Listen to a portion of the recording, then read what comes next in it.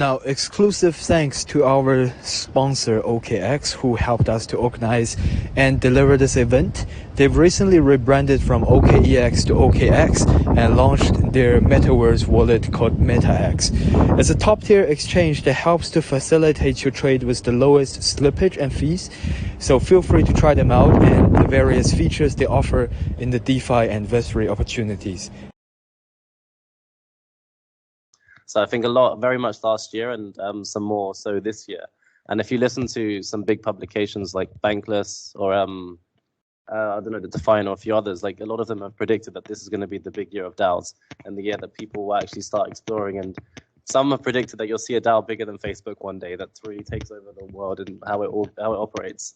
But I'm a bit skeptical, as Sean himself was, on how successful DAOs are going to be for governing. You've seen a lot of bad press with DAOs recently as well, with the Olympus stuff crashing, Time having like dodgy founders and people that are anonymous in the industry who you didn't vet beforehand, who are then governing so much value and given the responsibility over so many people's lives and their investments and their wealth. And is that really something so desirable? And then also a lot of DAOs, they're just run on Discord servers. Discord's a big centralized entity that you're not really a decentralized Web3 operation if you're running everything from Discord. So I think for DAOs to really succeed, you need better tooling. You need something that's a bit more in the Web3 spirit that isn't controlled entirely by one institution.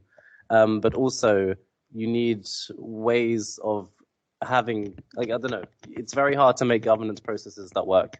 Like even the United States are having a hard time right now with their governance process, and they've been running a democracy for hundreds of years. So I think DAOs are a good experiment. They're cool and it's interesting to see what people do. But I think there are a lot of issues. There are a lot of ways that it's a lot slower and more inefficient. And they're good for pooling capital, and they're good for getting small people to agree across a really large distance. But yeah, I don't know. I think given enough time, humanity will work out what is needed and how we can really make these organizations a bit more efficient. But right now, they're in their infancy, and they're a bit of an experiment. And you may see them successful, you may not. I'm not sure. But no one can say for certain. But it is definitely a cool trend for us to explore and see if this is something that will replace ways of working. Thanks for sharing. I think it's quite insightful. But I want to share two of my stories with you guys related to DAO. One of the story, as he has already mentioned, because there are some very bad behavior. I'm an investor of Wonderland.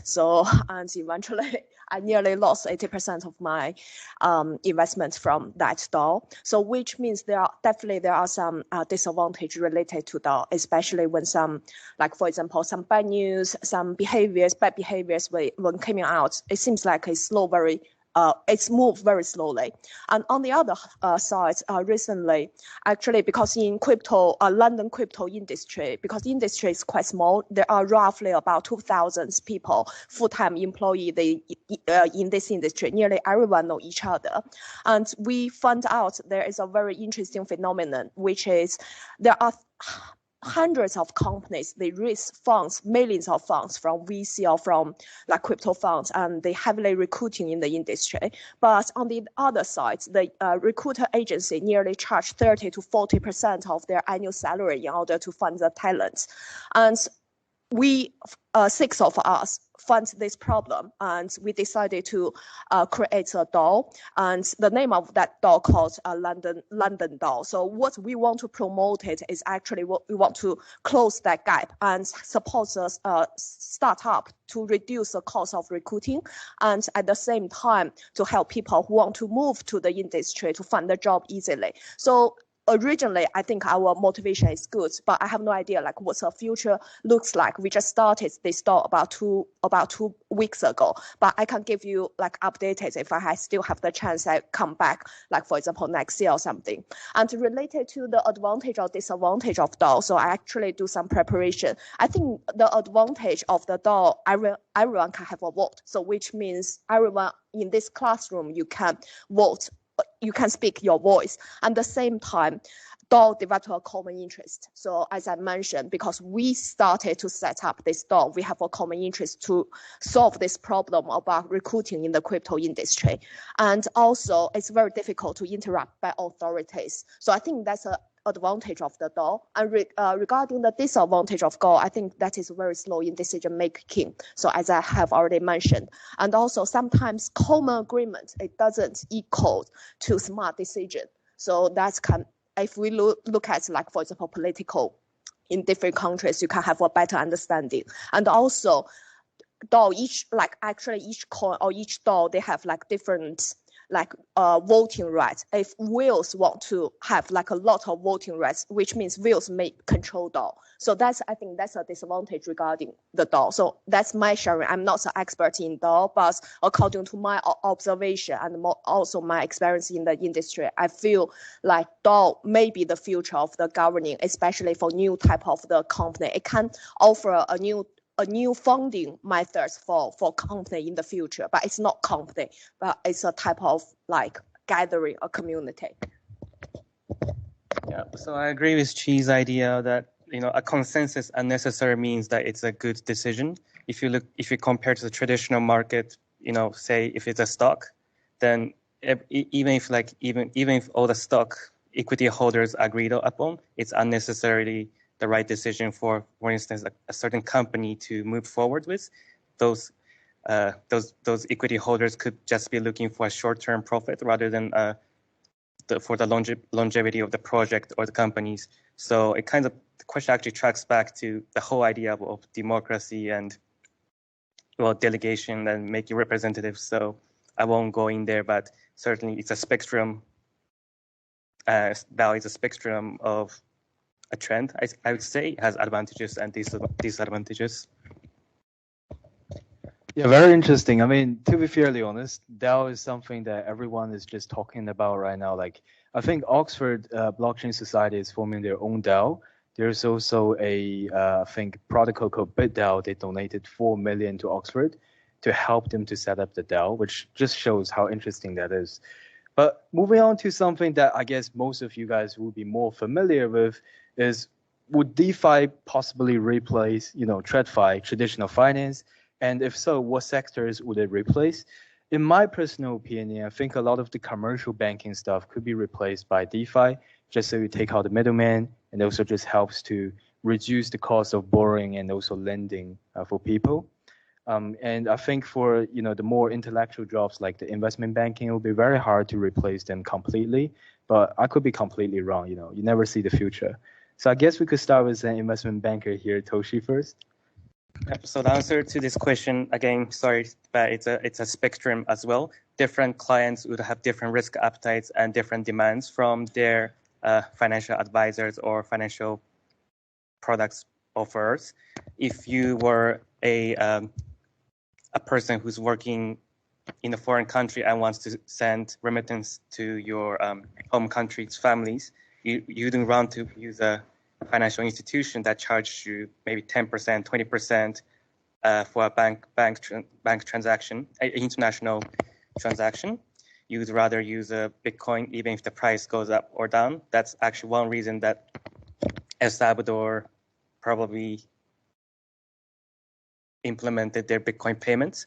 But if you look at larger investors, from a larger investor's point of view, they want a robust system that they could, a robust system that's backboned by law, so that when something goes wrong, they could track to the end. But yeah, so the different users would have a different demand, and I wouldn't say it's going to replace it entirely, but it's certain features of that DeFi is going to serve a specific group of, I say, users. So a few different things. The company I work at, Vega Protocol, is trying to replace an aspect of traditional finance, in that we're trying to make decentralized derivative products where people can permissionlessly launch a new market for whatever market they may want to launch, as long as there's an oracle to decide the price and there's the initial liquidity needed to bootstrap that market, and then there are people to participate in it. And then the community will then decide if they will vote for and against the market, so that we disincentivize bad quality markets. And then we also incentivize the market creation process, so that if you are like an early person to create a new market, you're basically a VC investor for markets. So say you want to make a market for fishermen in like Chile who want to trade cod futures with each other expiring in June 2023 or something like that. As if there are other fishermen across the globe that also want that market, you could pull together maybe a DAO or something like a group organization, raise capital, get that market trading, and then you can now trade in new markets. So that's like, I mean, I might be a bit biased because I'm working in a company that's trying to replace TradFi to a degree, but I don't think DeFi will replace. It will take a long time to replace TradFi in its entirety. But if I were to say which sectors, you'd see the treasury divisions of banks where they have like T+1, T+2 settlement times to make sure that some funds are in a certain place. And if you can get instant settlement with blockchains guaranteeing that something has arrived somewhere, that's very useful. It's also very useful for capital raising. There's the whole divisions for like equity capital markets, debt capital markets used to raise new capital for certain projects. These middlemen will be less needed. Also auditing. Blockchains are an example of triple party account keeping. Normally for generations we've had double book account keeping. And that allows for basically there's the first party, the second party, and the auditor to also see all the accounts at the same time. And so if you start running a lot of different accounts on these public or semi-public blockchains, you replace the need for traditional accounting. But we haven't seen that yet, and it hasn't happened because blockchains are slow, blockchains have a lot of problems. And again, it's theoretically possible, but we have to see if it happens in time. And you can be very blue sky about it, like it's going to replace everything, it's going to do this and that, but I don't know, some things you have to see in practice and see actually happen before you believe them. But one thing I do want to say that DeFi has a really big advantage in is that DeFi allows anyone to experiment with financial products. So anyone like in their bedroom, like a kid, any of you here can create the next big DeFi protocol. And that allows hundreds of thousands of people all across the globe, millions even, at the same time to be experimenting on such a big scale. And a big thing with the invention of tech and all of these, like the big tech industries, a lot of people being able to code on their own and like create their own products has led to a lot of innovation. And so it's likely that DeFi will innovate at a more rapid pace than TradFi, but it will also probably break a lot of things at the same time and create lots of unstable products or things that lose people's money because you haven't got those stringent processes. But I think if you have so much innovation on such a big scale over such a period of time, eventually it starts replacing the things that are more incumbent because there's just more people targeting the problems at the same time. And maybe you can challenge me on this. From my personal opinion, because it's quite still early stage of DeFi at the moment, but from my observation, I don't think DeFi can replace traditional finance. I think in the future, maybe DeFi and traditional finance will be equally important in the finance industry. Because I'm working at the moment at Huobi as a global exchange, we have quite large number of institutional clients. According to my conversation with them, nearly 100% of them decided to go to DeFi, but they still keep the traditional finance. So that's where my assumption coming from. And I just share with you like one of my personal experience. I was working in the SME in the finance industry for a few years, and I feel that actually small and medium firms is very, very under served in the finance industry. The reason is they are quite like the revenue from them is it's not as good as the big companies. So actually, not many companies, financial companies want to serve them. But I think DeFi can offer a very good channel for those small and medium firms company in the future, especially, for example, in the lending sector, in the insurance sector, and also corporate finance sector. So I think that's three sectors. I think in the future, maybe DeFi can replace traditional fund. But on the other side, for example, there are like many wealthy families, family office, and also high net worth individuals. Some of them and very big companies, they still need people to serve them. So in that sector, I don't think traditional finance will replace DeFi. So they still go to like, for example, traditional banks, go to investment bank, and also go to like private banking in order to get that service. So in the future, I think they will be equally important. That's from my opinion. Yeah, I think there's lots of good examples that have been given. I think it will tend to replace it. I think we can underestimate people. Being your own bank is like very powerful. And I think, we're surprised at the technology that we're using today and even, my grandfather learned how to use Skype at 80 years old. This is actually something very useful. I think people will want to have control of it, and I think it will replace it. One thing we didn't mention is regulations and lobbying and the power of the traditional finance, and I think that's what will be the biggest delay. Not that people are afraid to use it or don't want to. So many experiments are happening all at once, so it shouldn't take too long to figure out what's safe and not safe. We're learning every day. So yeah, I think it would. And another point about DeFi is that it actually hasn't solved one problem. So there's no concept of credit in the DeFi ecosystem. If you want to make for instance, if you want to borrow $1, you usually need to deposit $1.5 and over collateralize that. The TradFi industry is basically making this capital efficient, so you don't need to over collateralize any trade. You can make a margin trade without fully, collateralizing it. So it's one area that DeFi hasn't solved, which we're looking forward. Well, people in the crypto industries are looking forward to solve.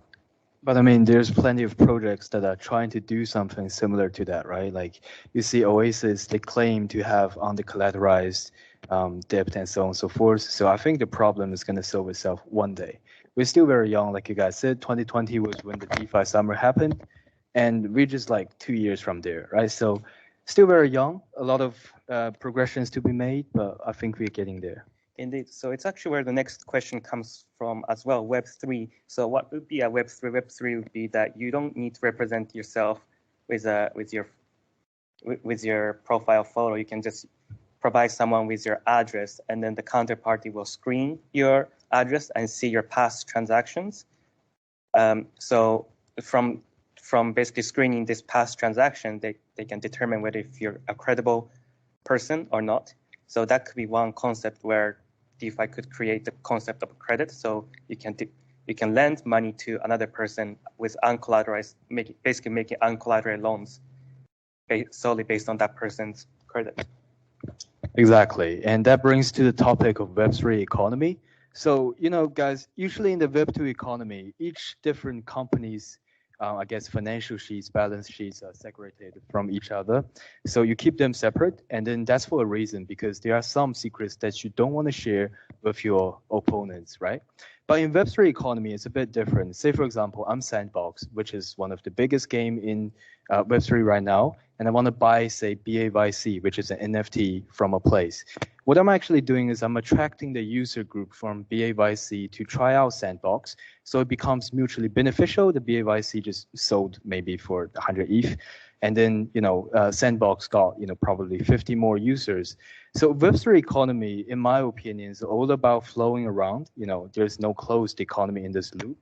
But I'm curious to hear about your guys' opinions on Web3 economy and what sort of companies will benefit the most from it.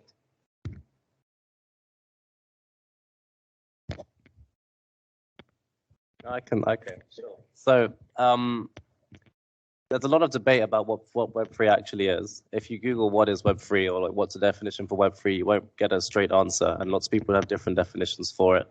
But I really like Sean's definition on it being it's an open economy, and it's something where, I don't know, some of Web3 is closed, you can have closed things, but most of it in the spirit of it being the cypherpunk roots and it being open, it's an open economy where you have everything public, or most things.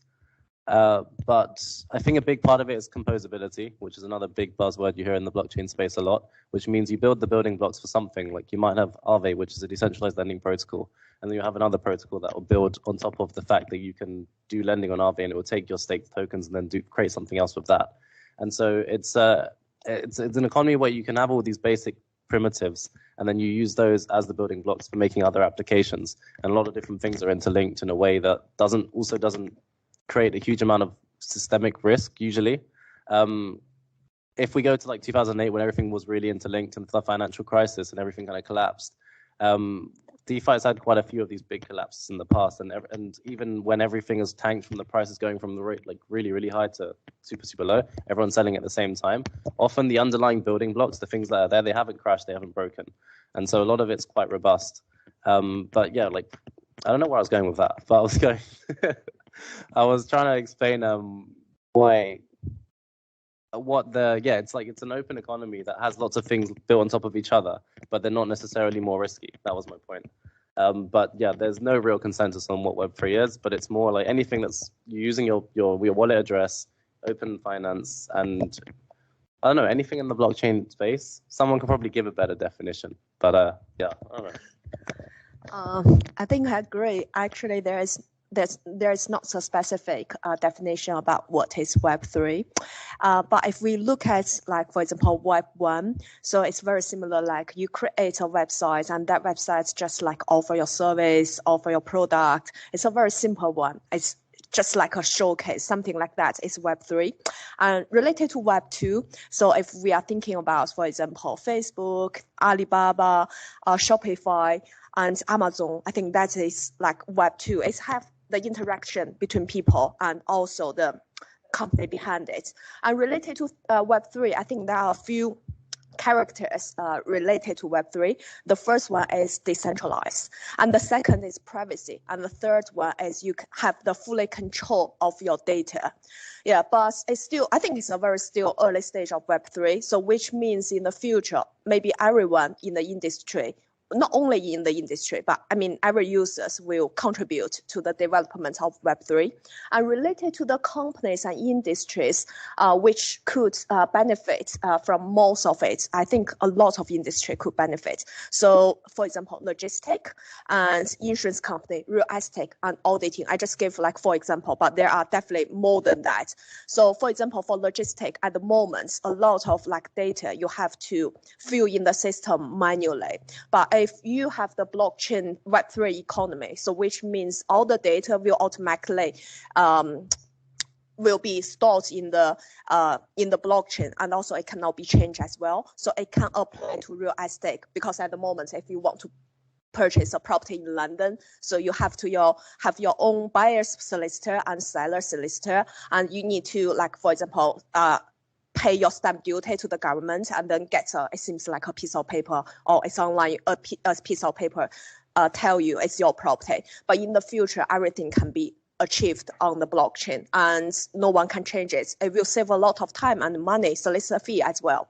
And auditing, the same apply for auditing as well. And before I came here, because I'm not an expert in logistics, so I actually talked with one of my friends who has a very huge logistic company in UK, and I asked him like whether the future, whether blockchain industry can benefit you guys in the short term. And I gave him like a company which the name of that company called Vechain, Vechain. They offer like the service for the logistic industry at the moment. But the answer he gave me is quite surprised me. He says like it's not the perfect solution for him at this stage, because a lot of them, the blockchain cannot solve it, especially in terms, for example, the clients complaint and also the return of the product. A lot of them cannot be solved. So from my understanding, it seems like if the blockchain can solve the real life problem, it's still a very long way to go.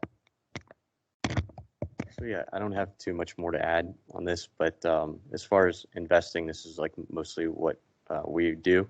And now like the Amazons and the Facebooks of the blockchain are out there, and these Web3 tokens. If you're looking around for something like that, you don't have to invest a lot of money, but this is like the basis for that everything will be built on. So the returns could be really tremendous. Again, with a little tweak with NFTs. So my take on Web3 is basically that it's a public infrastructure for global citizens to basically trade values instead of information, and selling those information to Web2 companies like YouTube and Facebook. Web3 is exceptionally helpful for especially content creators who can literally sell their asset like in the form of NFTs directly to their fan base, their users, rather than asking for another company to do it. Yes.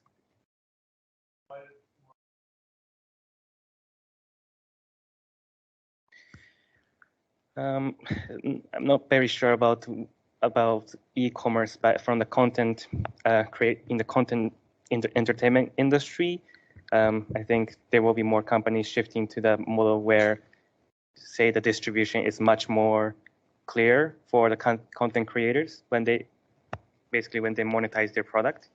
But I haven't got much, response for the e-commerce side.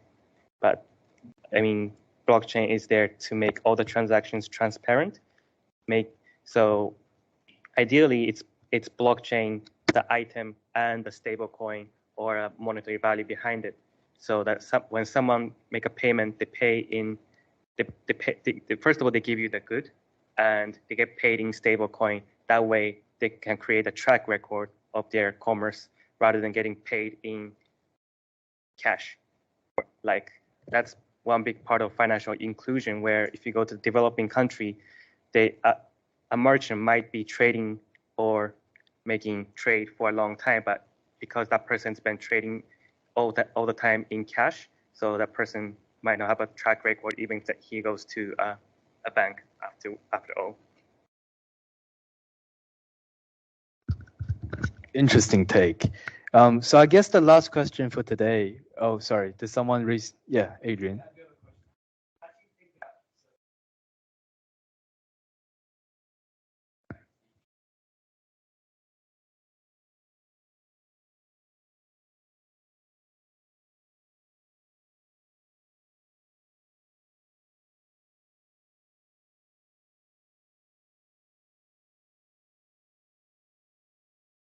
Well, from my perspective, the privacy part of it is kind of a different. Sorry, do you mean privacy in terms of payment, yes, or do you mean like privacy make it transparent, or whether if you want to hide it? For instance, there could be a block. It's actually two different arguments. You make whether if you want to make a private payment to another person, or whether if you're using a private blockchain to make another payment to another person, it's actually two different ideology.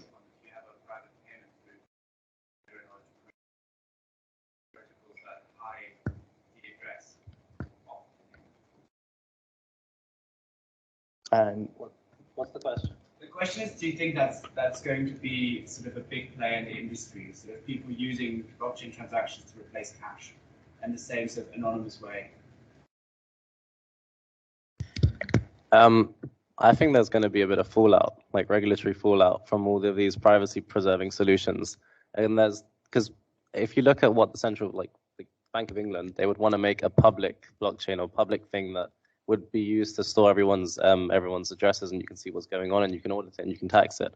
But at the same time, this cryptography technology is getting a lot better, and you're seeing a lot of privacy-preserving solutions, such as Zcash, zero-knowledge proofs, where you don't need to give any information about who you are to send something to someone else, and you can even prove that you've done something without actually showing. You don't have to give away your identity to prove that something's happened.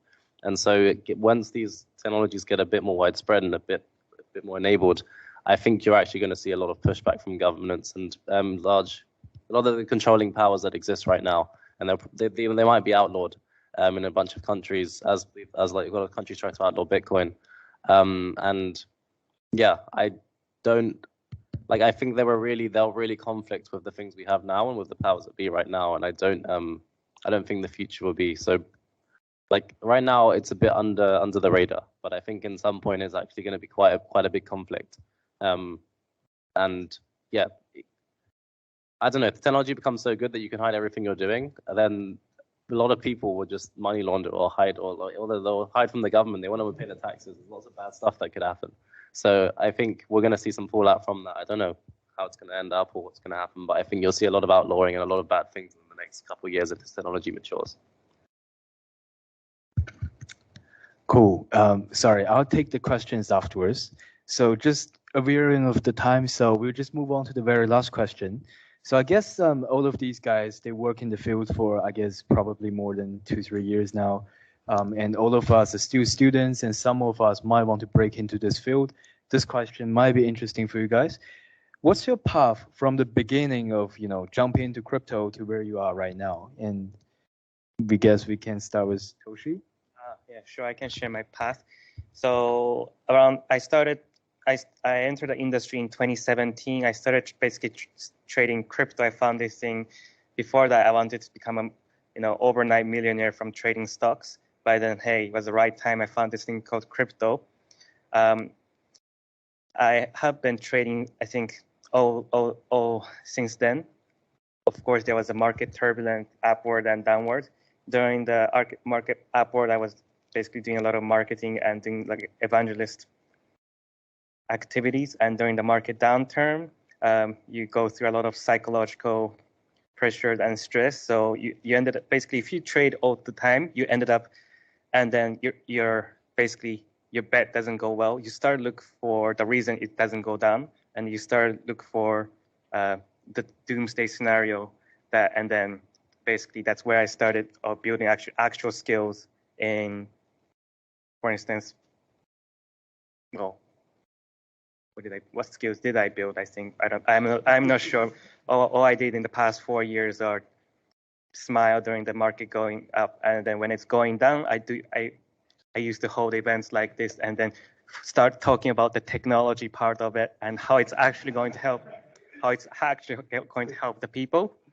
And so, well, if you're going into crypto, my advice is that it is a turbulent market. There's an upside and downside. And if you're going into a startup, make sure that the startup has enough capital to live through say a crypto winter of like 2 years or 3 years. Well, it applies to all the industry anyway, but that's my path. Nice, thanks, Toshi.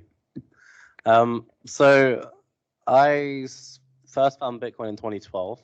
I didn't buy anything. I was around the Olympic time, and I was like, "Hey, Mum, let's buy this thing." And she was like, "No, it's a scam. You can't buy anything."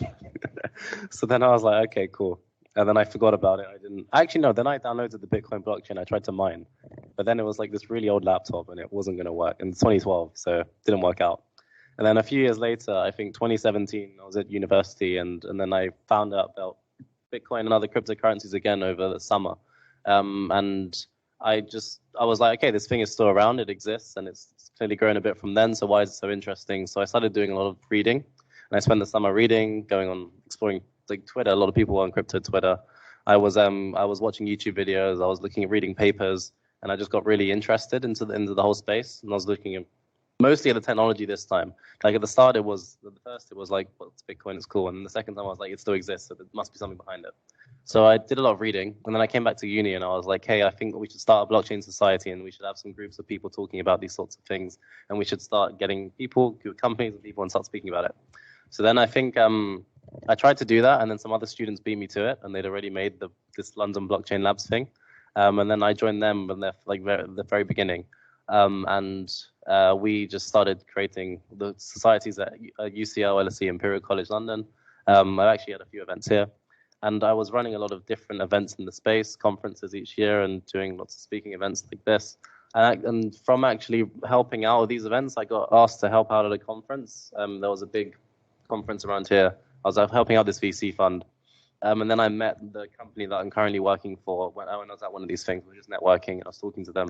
And then I really liked what they were doing, and I was like, okay, that's cool. Kept in touch, and a few years later, I ended up working with them one summer, and I really liked what they were doing, who they were, what they stood for.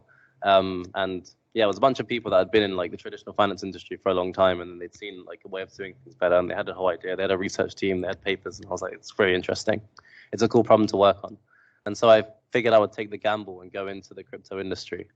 For that, I was very heavily looking at investment banking, which was so I was like interning at Deutsche Bank and a few other places, and I was kind of interested in that.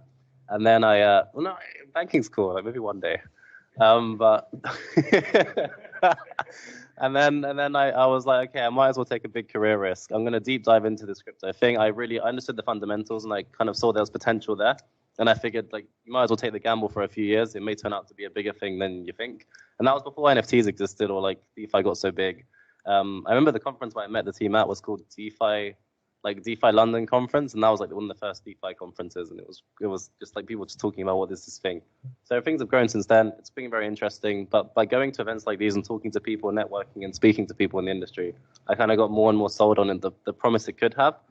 it may not have that promise down the line, and we may find out like a lot of these things are failed experiments, but there's so much chance of it succeeding and it being a good gamble that I think it's worth spending the next few years exploring it at least and kind of getting yourself familiar with it, even if you're taking that knowledge to your TradFi industry. So yeah, that's kind of how I got into the industry, by running lots of events like these and talking to people and getting more and more sold a bit at a time. My personal experience very different because I graduated about 8 years ago. So compared to you guys, I'm quite old. Yeah, so my previous job, I was working for one of the unicorn in the fintech industry, and I actually cover 3 different markets in terms of like including France markets, UK markets, and German markets. And I lead a team roughly about 10 to 20 people and contribute about 20% of gross revenue for that company. So I did quite well in that company, and I was offered to become an equity partner when I was there. But eventually, I think because I work in the I was an expert in the currency for nearly 7 years. So I think I really want to know a little bit about how it's doing in the digital currency.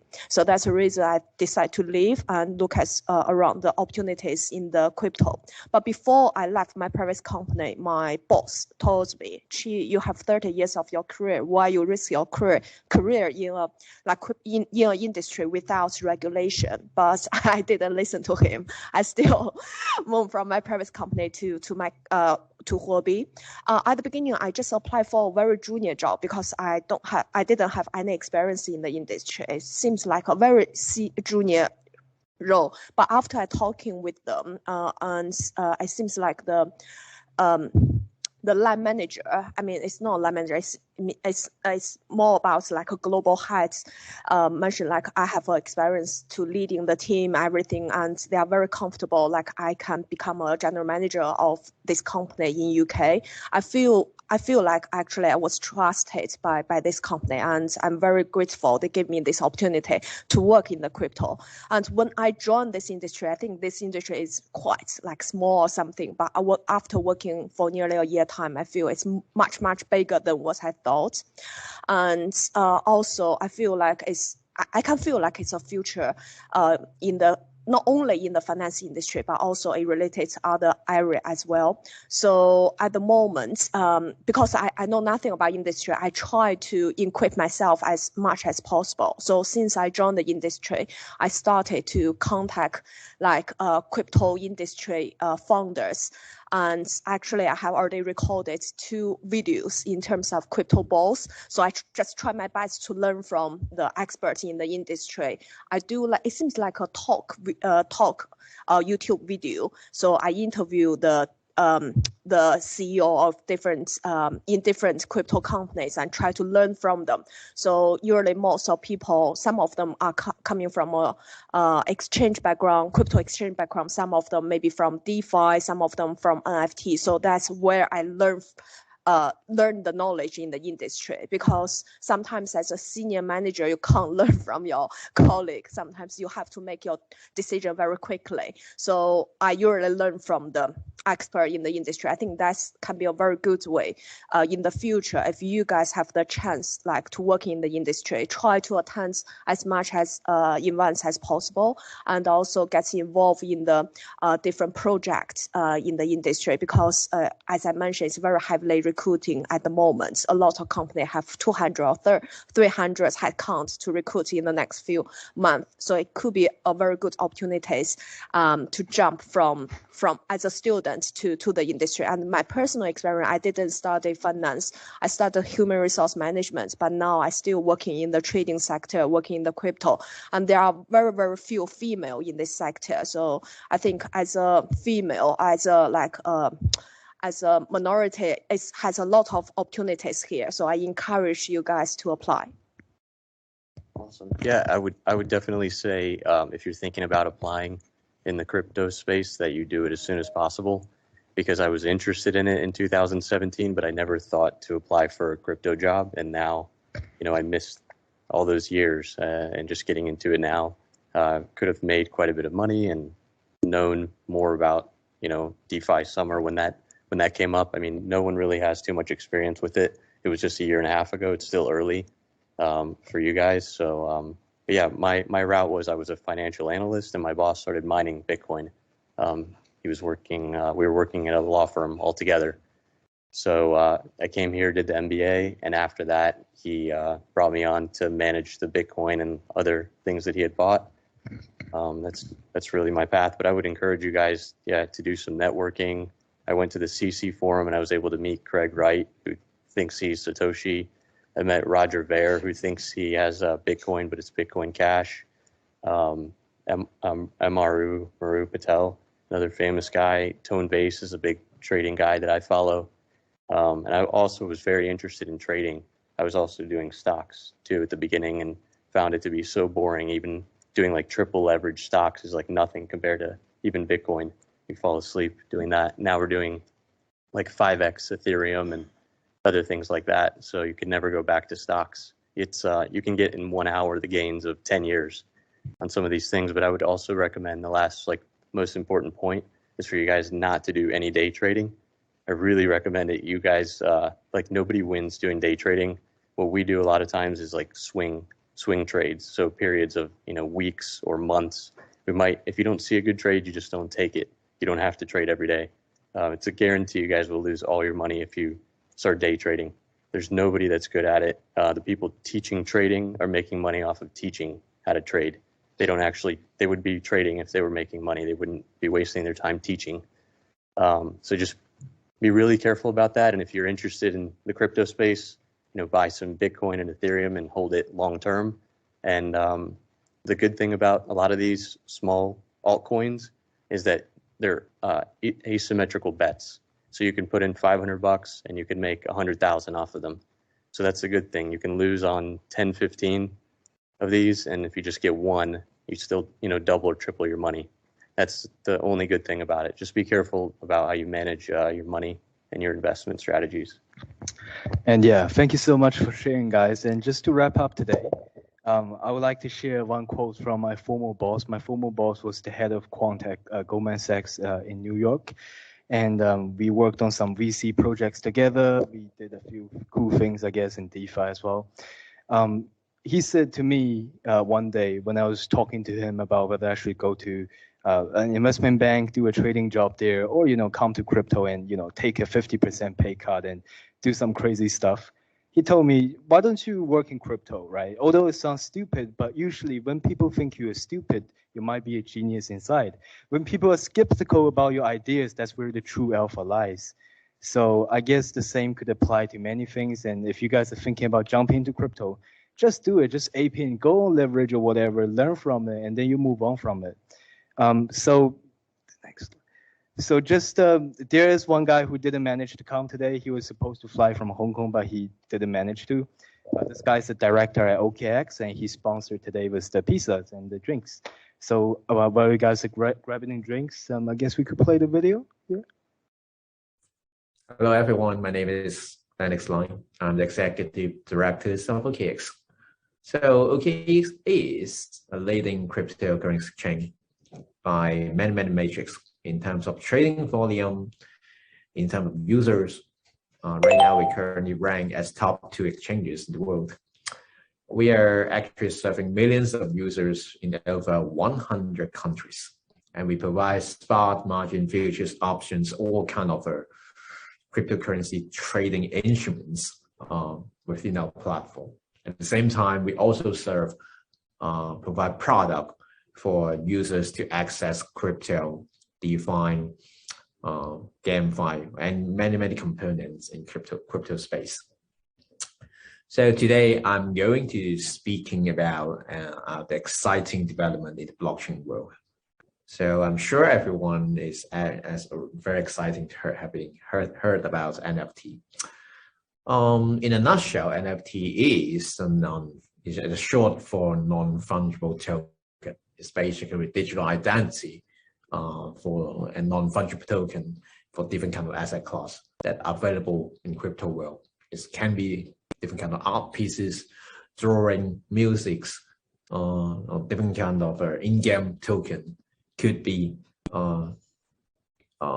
assisted by blockchain technology, could be trade, could be transact within different kind of protocol in the blockchain.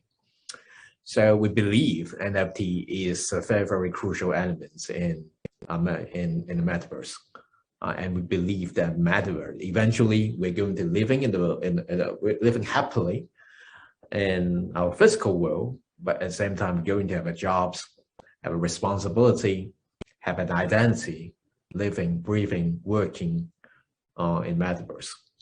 We believe that human history and human society is going to be one parallel. We have parallel universe, our metaverse universe and our physical universe. So we believe that OKX is going to build a product called MetaX. So MetaX is basically a smart wallet which supports multi-chain features with at least 15 blockchains and different kind of protocol or more, and also supporting 1,000 DeFi protocol with one entry point. So we think that in future we're going to having different kind of metaverse, living, trading, and very active on with different kind of blockchain technologies, different kind of DeFi protocols, GameFi protocol that's going to be available and be active on different kind of protocol, different kind of blockchains. So we think that we need to build an universal entry portal for general users to access different kind of protocol, different kind of project at the same time. That's our visions of our product, MetaX. And also, we also build an NFT marketplace for you to create and sell and trade your NFT. So another idea, a very important concept, and I would say a technological layer within Metaverse, because of Web 3.0. So basically, Web 3.0 is an idea for new iterations of the internet based on blockchain. So we incorporate concepts including decentralization and token-based economy. So Web 3.0 is actually fundamentally expand and scale the scope of both human and machine interaction far beyond what we can imagine today. So because of the Web 3.0, this kind of universal standard, right now, the vision of MetaX, the visions of a tradable NFT become a reality. And we are gradually visualize this kind of new paradigm within the internet is going to happen.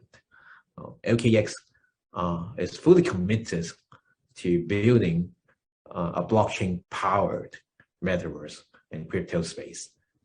It's going to be a very exciting, challenging, and continuing, evolving space.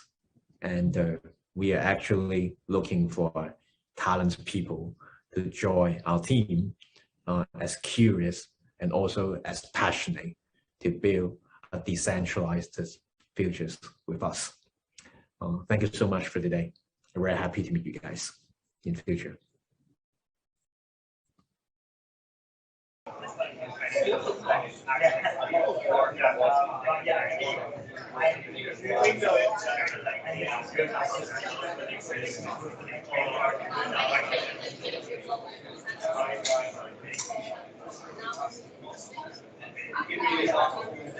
I have no idea.